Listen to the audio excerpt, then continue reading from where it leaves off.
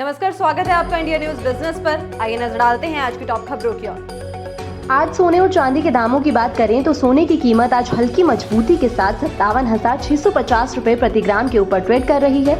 इसी तरह चांदी की कीमत भी 100 रुपए की मामूली तेजी के साथ 69,000 रुपए प्रति किलोग्राम के भाव पर पहुंच गई है।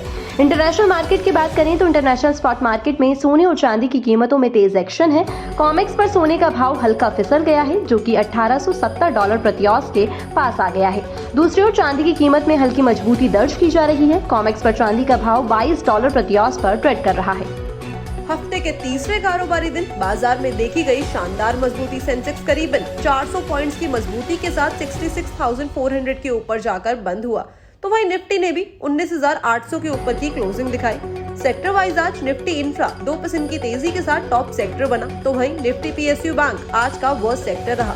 हीरो मोटोकॉर्प आज करीबन 4% की तेजी के साथ टॉप गेनर रहा, तो वहीं एचसीएल टेक्नोलॉजीज करीबन 1.5% की कमजोरी के साथ टॉप लूजर बना। बीएससी के 30 शेयर्स में से आज 24 शेयर हरे निशान पे जाकर बंद हुए। वैसे तो ये बात आपके लिए आम ही होगी कि रिलायंस इंडस्ट्रीज के चीफ मुकेश अंबानी इंडिया के सबसे वेल्थिएस्ट इंसान बन चुके हैं और इसके बाद अडानी ग्रुप के चीफ गौतम अडानी को पीछे छोड़ दिया है। वहीं सीरम इंस्टीट्यूट ऑफ इंडिया के फाउंडर साइरस एस पूनेवाला तीसरे नंबर पर है। अमीरों की लिस्ट में साइरस पूनेवाला, शिव नादर के साथ ही कैवल्या वोरा ने भी अपनी जगह बनाई है। वहीं बायजूस के फाउंडर बायजू रविंद्रन लिस्ट से बाहर हो चुके हैं। 2022 में गौतम अडानी मुकेश अंबानी से 3 लाख करोड़ रुपए से आगे थे, लेकिन मुकेश अंबानी की नेटवर्थ 8.08 लाख करोड़ रुपए हो गई है। गौतम अडानी की नेटवर्थ 4.74 लाख करोड़ रुपए हो चुकी है। इसके बाद साइरस पूनेवाला तीसरे नंबर पर बने हुए हैं और इनकी नेटवर्थ 2.78 लाख करोड़ रुपए हो गई है। फोर्थ नंबर पर आते हैं शिव नादर, जिनकी नेटवर्थ 2.28 लाख करोड़ रुपए बताई गई है और फिफ्थ नंबर आता है 1.76 लाख करोड़ रुपए की नेटवर्थ के साथ गोपीचंद हिंदुजा का। टाटा मोटर्स ने अपने हैरियर और सफारी के न्यू जनरेशन मॉडल अनवील कर दिए हैं। कंपनी ने दोनों कारों में एक जैसे अपडेटेड डीजल इंजन सेटअप दिया है, जिससे इनका माइलेज बेहतर हुआ है। कंपनी का दावा है कि दोनों एसयूवी कारें 16 किलोमीटर प्रति लीटर से ज्यादा का माइलेज देती है। अपडेटेड दोनों एसयूवी को लैंड रोवर के D8 प्लेटफॉर्म से इंस्पायर्ड प्लेटफॉर्म पर तैयार किया गया है। इसमें कंपनी ने लेवल 2 ATS और 7 एयरबैग जैसे सेफ्टी फीचर्स दिए हैं। इनकी बुकिंग 6 अक्टूबर से शुरू हो गई थी। बायर्स 25,000 रुपए का टोकन अमाउंट देकर बुकिंग कर सकते हैं। हालांकि कंपनी ने अभी इनकी कीमत का खुलासा नहीं किया है। अपडेट होने के बाद इनके प्राइस जो अभी प्रेजेंटली मॉडल है उनसे ज्यादा रखे जा सकते हैं। फिलहाल में नई सफारी की एक्स शोरूम कीमत करीबन 15,85,000 से लेकर 25,21,000 है। वहीं टाटा हैरियर की अभी एक्स शोरूम कीमत 15,20,000 रुपए से लेकर 24,27,000 के बीच में रखी गई है। दुनिया के अरबपतियों की लिस्ट में उथल पुथल हुई है। भारतीय अरबपति गौतम अडानी को दोहरा झटका लगा है। अडानी ग्रुप के चेयरमैन गौतम अडानी न केवल दुनिया के टॉप 20 अरबपतियों की लिस्ट से बाहर हो गए हैं, बल्कि उनका रुतबा एशिया में भी घट गया। लिस्ट में बिल गेट्स खिसककर चौथे और लैरी एलिसन 5वें पायदान पर पहुंच गए हैं। ब्लूमबर्ग बिलियनियरी इंडेक्स की तरफ से जारी लिस्ट के अकॉर्डिंग गौतम अडानी के पास $63 अरब की संपत्ति है और वो 21वें पायदान पर है। दुनिया भर के अमीरों की लिस्ट में $241 बिलियन की संपत्ति के साथ एलन मस्क पहले नंबर पर है। इस साल उन्होंने अब तक $104 अरब की कमाई की है, जबकि गौतम अडानी ने $57.6 अरब की सबसे ज्यादा संपत्ति गंवाई है। इस तरह वो दौलत गंवाने वाले अरबपतियों में पहले पायदान पर है। मार्क ज़करबर्ग ने इस साल दूसरी सबसे ज्यादा यानी $71 अरब की संपत्ति कमाई है, लेकिन वो दुनिया भर के अरबपतियों की लिस्ट में $117 अरब के साथ 8वें नंबर पर है।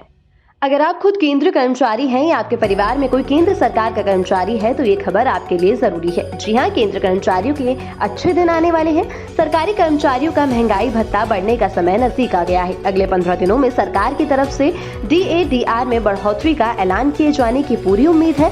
दरअसल अब तक के पैटर्न पर नजर डालें तो केंद्रीय कैबिनेट की दशहरे से पहले होने वाली मीटिंग में DA बढ़ोतरी की घोषणा कर दी जाती है। सूत्रों का दावा है कि 15 अक्टूबर से 24 अक्टूबर के बीच इस बार भी DA बढ़ोतरी का ऐलान हो सकता है। इस बार DA में 3% का इजाफा किए जाने की उम्मीद है। फिलहाल केंद्रीय कर्मचारियों को 42% की दर से DA मिल रहा है। इस बार ये बढ़कर 45% हो सकता है। हालांकि केंद्रीय कर्मचारी 4% DA बढ़ाने की मांग कर रहे हैं। इजराइल पर जिस तरह से फिलिस्तीन के आतंकी संगठन हमास ने हमला किया है, उसमें न जाने कितने लोगों की जान जा चुकी है। वहां फंसी नुसरत भरूचा तो सुरक्षित वापस आ गई, लेकिन नागिन एक्ट्रेस मधुरा नायक ने अपने परिवार के 2 सदस्यों को खो दिया।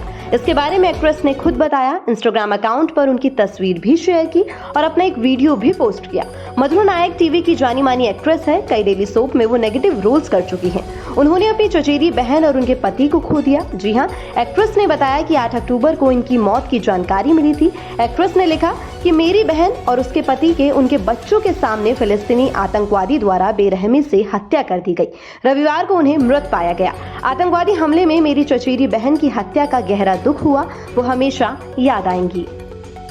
ऑनलाइन गेमिंग और क्रिप्टो करेंसी के व्यापार के लिए नई टीडीएस व्यवस्था लागू होने के बाद से सरकार ने करंट फाइनेंशियल ईयर में अब तक 700 करोड़ रुपए से ज्यादा का टैक्स इकट्ठा किया है। जी हां, सीबीडीटी के चेयरपर्सन नितिन गुप्ता ने शुक्रवार को बताया कि करंट फाइनेंशियल ईयर में अब तक 700 करोड़ रुपए से ज्यादा का टैक्स इकट्ठा किया गया। वहीं दूसरी ओर पिछले साल 1 अप्रैल को क्रिप्टो पर कर व्यवस्था की शुरुआत होने के बाद फाइनेंशियल ईयर 2023-24 के दौरान टीडीएस के रूप में 105 करोड़ रुपए जमा किए गए हैं। बता दें कि ये कानून क्रिप्टो करेंसी के व्यापार और ऑनलाइन गेमिंग पर लागू होता है, जिसके तहत लोगों को अपनी कमाई की जानकारी सरकार के साथ साझा करने की जरूरत होती है।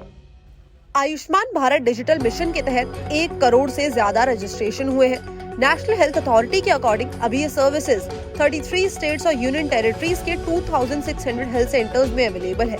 नीति आयोग के chief executive officer RC Sharma ने कहा है कि एडीबीएम का टारगेट हेल्थ सर्विस की पहुंच को आसान और प्रॉपर मैनर में प्रोवाइड करवाना है।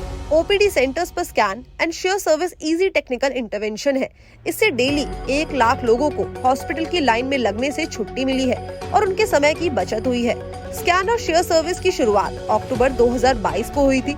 इसके तहत मरीज ओपीडी रजिस्ट्रेशन के सेंटर पर क्यूआर कोड को स्कैन करते हैं और अपने आयुष्मान भारत स्वास्थ्य अकाउंट को इंस्टेंट रजिस्ट्रेशन के लिए प्रेजेंट करते हैं।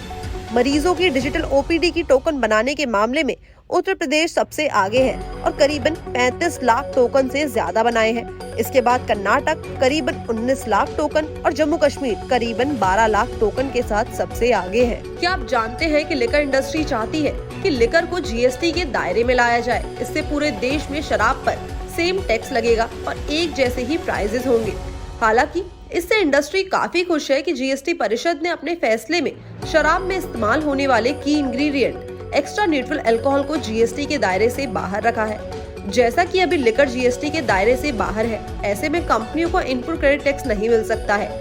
इसका मतलब ये है कि कच्चे सामान पर दिए गए जीएसटी वो नहीं ले सकते हैं। इसके अलावा अदर एफएमसीजी प्रोडक्ट्स की तरह स्टेट गवर्नमेंट ही शराब का प्राइस तय करती है। इसका मतलब ये है कि कंपनियां इन्हें स्टैंडर्ड कॉस्ट पर बेच नहीं सकती है।